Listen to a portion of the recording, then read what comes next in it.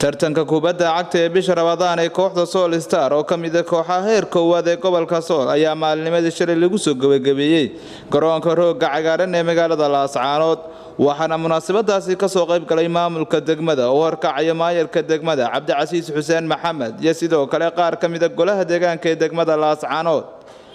iyo sidoo kale qaar kamid ah xildhibaanada golaha deegaanka ee degmada Laascaanood isuduwaha wasaaradda dhalinyarada iyo ciyaaraha ee gobolka Sool Faad Axmed Cali Haybe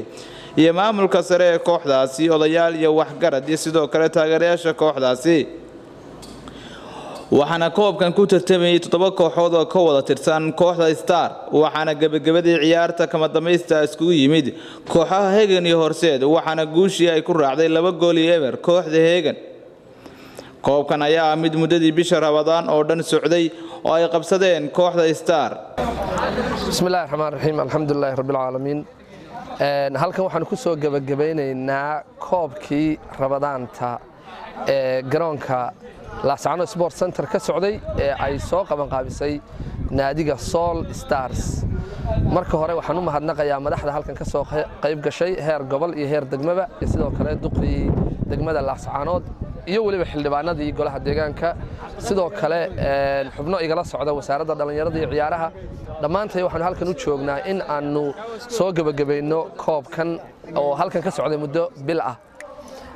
taariikhda koobkan haddaan in yar ka warbixiyo runtii koobkani waa koobka aan oran karo koobka ugu da'da weyn bisha Ramadaan ee laga qabto garoonka magaalada Laascaanood koobkan anigoon isduwa ahayn baanu aasaasnay 4 sano ka hor waa sanadkii afraad waxa runtii farxad ii ah in runtii koobkani uu sidii u socdo wax la qabto waxa ugu adag in la joogteeyo waxa halkan lagu joogteeyay 4 sano oo xidhiidha koobkan sanadkii dhaweyd oo isduwa ahaa iyo sanadkan oo isduwa ahaa iyo 2 sano aan shakhsi sportska gobolka Sool kamid ahaaba saas u socday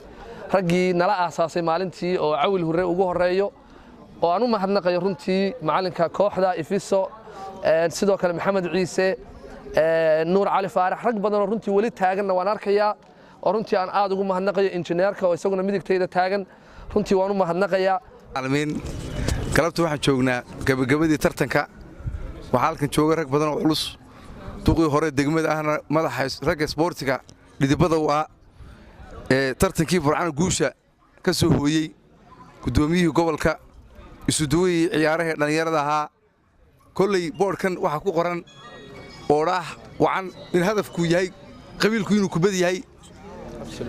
waa wax muhiim ah dadkii soo qorayna way soo asibeen tartankana waa Ramadaan walba u dhacaa sanadkii afraad ciddii soo qaban qaabisay iyo ciddii waqti gelisay iyo ciddii dhaqaale gelisay inta waan mahadnaqaynaa hadafkeenu waxa weeye sportigeenu xoojino haddii ilaahaymo kulay dhawaan garoonka ciyaaraha baaskan waa la sameyn doonaa sidoo wanaagsan naga soo qayb galeen koobkan sidoo hore uu jeego duwaha uu shaaciyay 4 sano ayuu soconayay 4 sanana istaba joog buu soconayay iyadoo la soo saaray niman dhalinyaro akademi oo yarar fudud oo la soo saarayo gobolka loo soo saarayo waxay tahay koobkan xanuun ciyaartooyda safan doon insha Allah in baarido qaar kamid mid kamid ama laba kamid tiraan iyo gobolka ciyaarta kaas bariga keenaa koobka ciyaar jiray insha Allah warjeedina duwo heer qaran maraya warjeed doona insha Allah inaan aragno maanta garoonka heer baan ku aragnay soo heer qaran maraya warjeed doona insha Allah waxaana halkaasi gabagabadii lagu gudoonsiiyay qof kasta abaalmarintii loogu talagalay iyo sidoo kale kooxaha kala galay kaalmaha hore